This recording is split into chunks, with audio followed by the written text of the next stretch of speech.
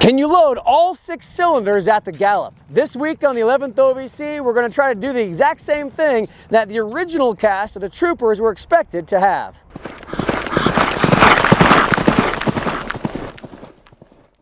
And this skill was implied by Poinset's cavalry tactics and explicitly communicated in Cogden's compendium.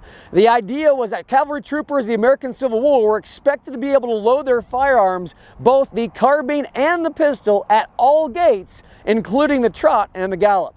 So today we're at the local racetrack to see how long it would actually take us to load a full pistol, including the caps. In fact, we'll be covering both the carbine and the pistol and kind of learning what the normal learning curve would have been for the original cast of the Troopers to learn this skill.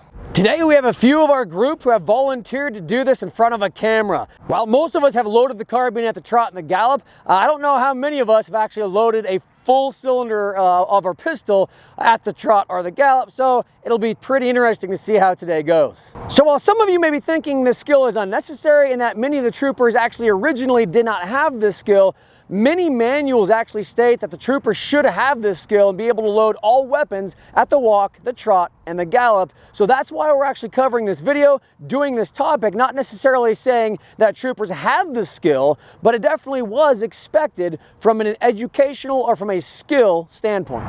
And secondly, there are specific drills like Poinset's drill number 573 that actually states the following. At this signal, the troopers of the front rank move forward 5 paces, fire, then turn to the left about in order to move to the rear, and retire loading their pieces, having practiced this drill at the Walk, Trot, and Gallop. So because of this, we're actually going to see what it takes to learn this skill. First, we're actually going to start loading the carbines, because they are a little bit easier, or a lot easier than the pistol, at the Walk and the Trot and the Gallop, or whatever gait they choose to go at. And to make it a bit more interesting, we'll be using multiple different carbines for this skill, more specifically the Sharps and the Spencer. And one thing that you'll see is a couple different techniques, and like anything else, everyone develops their own technique. And today you'll see that the guys using the Spencers, they actually kept it in their thimble or kept it alongside of them at sling carbine or drop carbine, and they pulled the tube out and loaded it while it was vertical. Versus some other guys with the Spencers that actually held it, pulled the tube out, and held the tube in the same hand, just with a different finger of the Spencer carbine. So again, a lot of it is just practice and learning what works best for you. Regarding the Sharps carbine, that one is pretty straightforward. You gotta hold it. Obviously can it off to the side of your saddle, and then just make sure that breech block is all the way down, and you'll see some lessons learned later on in this video. I thought it was going to be pretty difficult to ride and put the power charges in, and then also get the caps on without dropping a bunch of them. I would say the only thing is making sure that your action is working. As you know, out here where it's a little dry, sometimes the actions get real stiff after a few shots. Didn't have that trouble today, but it does happen at times. In fact, it was so loose that at times my block started to slide up and block the port, trying to put my cartridge in. So what we're going to do now is we're going to watch some of our Troopers here. Some are experienced, some are not. Maybe you'll be able to pick out who is who, but actually go through the lessons of loading the carbine. So you'll see here that actually both for a couple of our guys, they're going to start at the Walk. And as many of you riders know, doing a lot of things at the Walk is actually arguably kind of difficult because it's not fast enough to really get that horse to get the mindset where it needs to be per se, especially if you have a horse that is kind of lazy. Versus the Trot and the Gallop, their mind is forward, their mind is focused, and it's a little bit more easy to keep them on track. Versus if they're at the Walk, they may just come to a stop if you don't keep coaxing them or keep at it. And so you'll see here that some of the guys, actually the guys with the Spencers, they actually pull the tube out, loaded the magazine in the butt of the stock, and then put the actual follower down in there. Now what you'll see here is the actual follower kind of stuck. You kind of have to kind of move it around to make sure those rounds don't get caught on the rim of the tube and actually go into the spring here.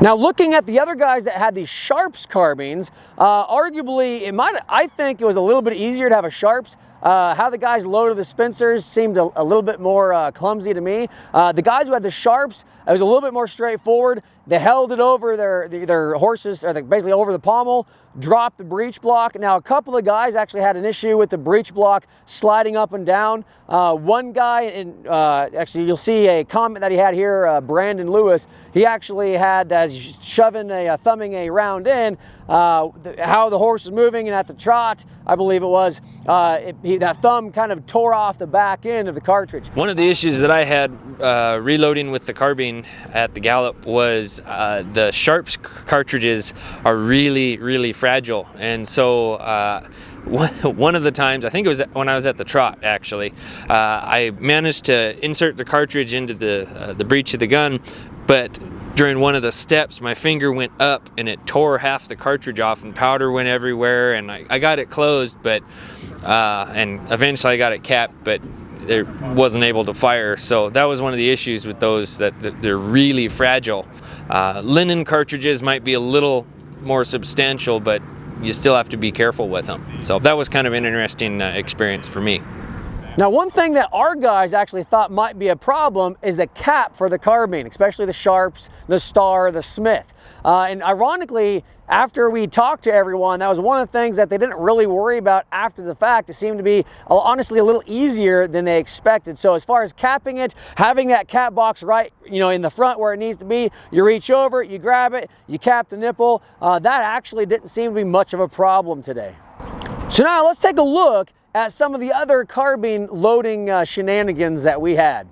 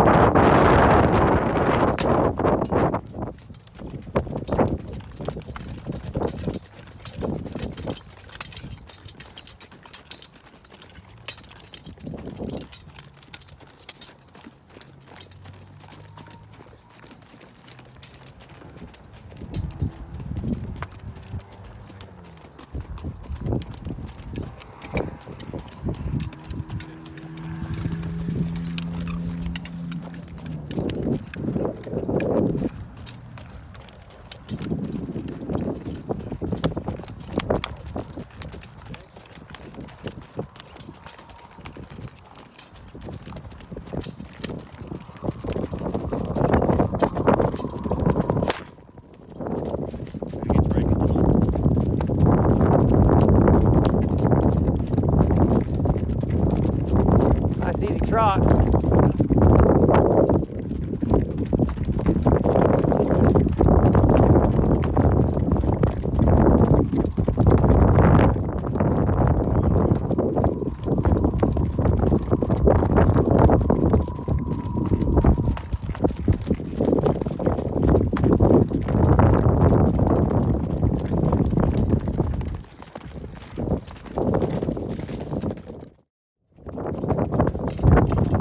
Trot. The hill likes to trot.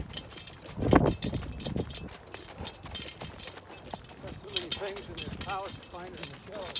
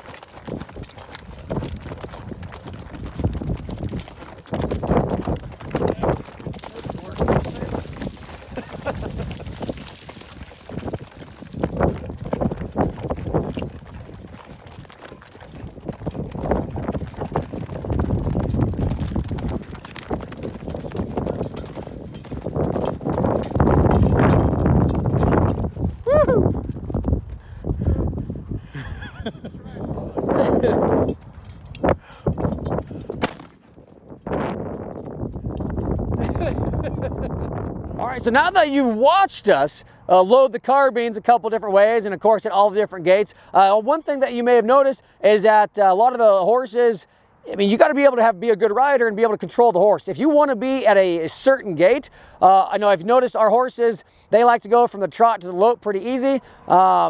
Rarely, at least for some of the horses, they didn't really like to stay in the trot. So again, being able to control your horse at the same time of loading is a skill that you need to be able to master, I should say. And dropping the reins, while it's nice and easy, and if you have a horse that you can trust to do that, that is awesome. But you also got to be able to rein the horse where you need to go, especially if we're doing this for battlefield purposes. You got to be able to rein down ravines, up ravines, go back in formation, and like drill number 573 in Poinsett said, you're retiring and forming in the rear of the ranks to actually support the next column coming up, and how to do that and be able to steer your horse and load the carbine at the same time. So before we move on to the pistol, here were some lessons learned of the carbine from our guys. I had intended to practice. I went out 2 weeks ago to get Riley ready and go for a ride, and she had an injured eye, which meant that we practiced today. So we came, we warmed up, and we did the main event as well as practice all today. So was maybe a little rougher than I'd hoped for. I would say the only thing is making sure that your action is working. As you know, out here where it's a little dry, sometimes the actions get real stiff after a few shots. Didn't have that trouble today, but it does happen at times. In fact, it was so loose that at times my block started to slide up and block the port, trying to put my cartridge in. All right, so now we move on to the fun, or let's say entertaining aspect of loading the pistol at the different gates. Again, every trooper was expected, at least in the manuals, to be able to load the pistol at the walk, the trot, or the gallop, or what it says specifically, at all different gates. But before we do, let's actually break down the steps of loading the pistol as it's outlined in Cogden's and in Poinsett's in the addendum of loading the Colt revolving pistol. So first, the trooper would have 2 to 3 pistol packages that actually are stored in the pistol cartridge box like this. These packages were generally wooden boxes in which you would rip a tape, wire, or even a string sometimes to expose the previously sealed cartridges. Then you would have to use that wooden block to load your pistol. Secondly, let's look at what the manual stated to at least see the starting point for the troopers. On page 95 of Cogden's compendium, he has inserted what the current manual for Colt's revolving pistol was, and it says the following. Place the pistol in the bridle hand, holding it by the handle in front of the body, the hammer between the thumb and the forefinger, and turn to the left, the muzzle pointing upwards. Carry the right hand to the cartridge box and open it. Seize the cartridge with the thumb and the first 2 fingers and carry it to the mouth. Bite off the end. Carry the cartridge opposite the chamber nearest the lever. Empty the powder into the chamber and insert the ball, pressing it down as far as possible with the thumb and the forefinger. Turn the pistol with the left hand, bringing the hammer towards the body, and cock it with the thumb of the right hand. Seize the lever at the catch with the thumb and forefinger of the right hand, ram down the ball and replace the lever. Let down the hammer with the right hand and carry the hand to the cartridge box. Repeat as above until all chambers are loaded. Then, in order to prime, lower the muzzle towards the right side by turning the wrist of the bridle hand, the muzzle pointing downwards, the hammer to the front, the left wrist resting against the stomach, half cock the pistol with the left thumb, turn the cylinder with the thumb and forefingers of the right hand until it clicks. Take a cap and press it on to the exposed cone. Turn again the cylinder until it clicks, and so on until all the cones are capped, the hammer resting on the safety notch. Seize the pistol at the handle with the right hand and bring it to the position of draw pistol. So now in those instructions, one thing might stand out for you. The fact that it actually told you to bite the pistol cartridge and pour the powder. So now for many of you, you may remember, or if you know already, cartridges for the pistol, especially Colt's revolving pistol in the American Civil War, came in wooden boxes in which they were actually the pistol, or the cartridges with the bullet and the powder were in a sealed paper cartridge that you would just drop down in. There was not the expectation to actually bite it like they did, previously in the 1850s and ram it down that way. So one thing I haven't answered myself yet is, was this a holdover from Poinsettias? Because maybe I read this in Poinsettias and said, hey, well, that was an 1850s manual. Maybe manuals of the Civil War that actually were published later actually removed this biting technique out of it. And so I looked at Cogden's Compendium, which was written or published at least in 1864, definitely halfway through the war, in the middle of the war is when it was written, and even then, it basically is the exact same copy and paste of Poinsettia's addendum. And so again, it says to bite the cartridge and pour it in. Just a note that I wanted to throw out there, kind of interesting, the troopers actually were not issued, as far as I know, cartridges during the Civil War, at least especially mid and late on, that actually you had to bite, but that's something I'm still researching. For whatever it's worth, if you guys know or know it ahead of me or can actually add to this, please comment below on what you've seen. So now that we've seen what the manual says, let's have our guys try it at different gaits. So here we're going to start with Frank. Frank actually is one of the better riders. He's actually pretty awesome. I respect him and his ability to ride. And what we're going to see here, I'm going to speed it up, but he actually takes 2 laps around the half-mile track. So that's a whole mile of trotting and kind of a little lope and trot combo in which he's trying to load his pistol. You'll notice that he actually has to take his cap 10 out. He puts a couple caps in his fingers. He tries putting it in his mouth a bit sometimes, and multiple times, it's kind of hard to see in the video, but multiple times he has a cap and he drops it. Now that's one thing that most of us, before we even started today, we're kind of afraid of, is it's really easy to drop those caps. A lot of us were not afraid of loading the cartridges. That was kind of the easy part per se, but it wasn't until you started capping it that things became pretty difficult.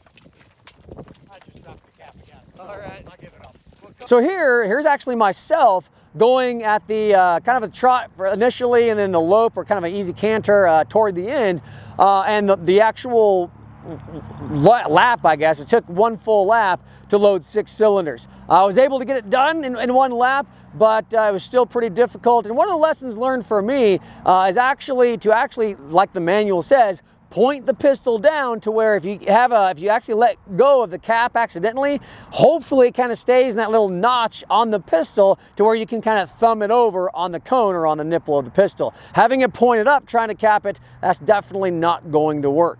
Now, specifically talking about loading the pistol at the trot, me personally, I found this to be the hardest gait to actually sit the trot or even post and be able to load that pistol.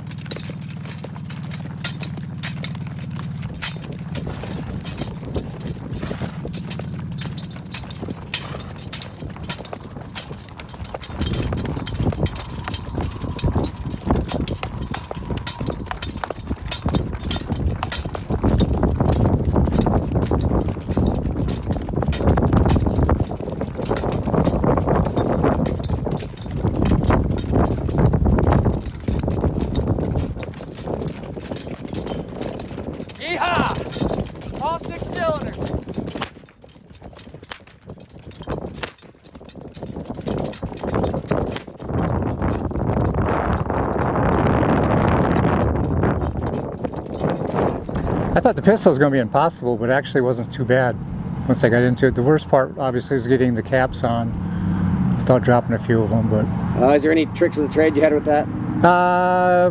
get them going the right direction and get them in that little groove thing and slip them on there. So, and then also put your cap on a live, you know, cylinder too, or live chamber too. So, you know, these guys were doing it with people shooting at them too, and so I can't imagine that they could get those pistols loaded and in a timely fashion with, you know, stay on their horse and with the enemy that close to them as well. So I thought today would probably be almost impossible to put those things in your rounds, especially the pistol. I thought that would be an impossibility after what I realized how hard it is while you're standing still on the ground or sitting on your horse.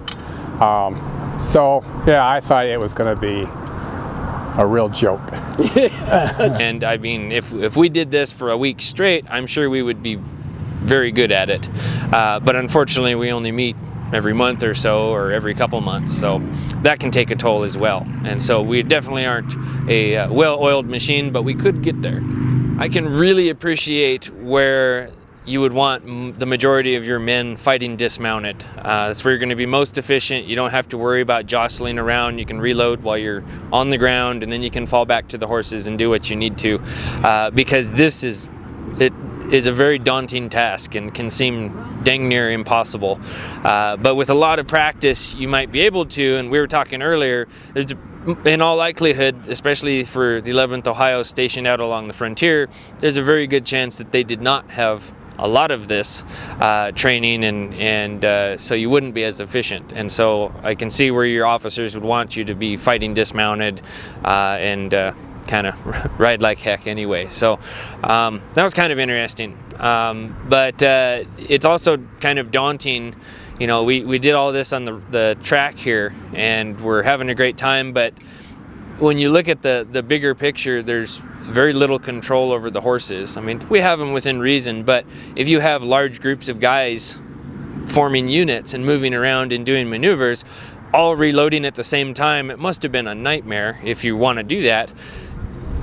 Also trying to take into account the fact that someone's shooting back at you while you're doing all of this, and that's really going to mess up everything. If you're out in the frontier service, you're fighting the best light cavalry this side of the planet, so that's it doesn't give you a lot of hope for that. But it was a fun exercise, and I definitely want to improve and practice some more on it, because it's a lot of fun, but very daunting. Pistol didn't go very well. Dropped a lot of caps. Got a number of cylinders loaded, but only got about 3 cylinders capped at any sort of speed on the horse.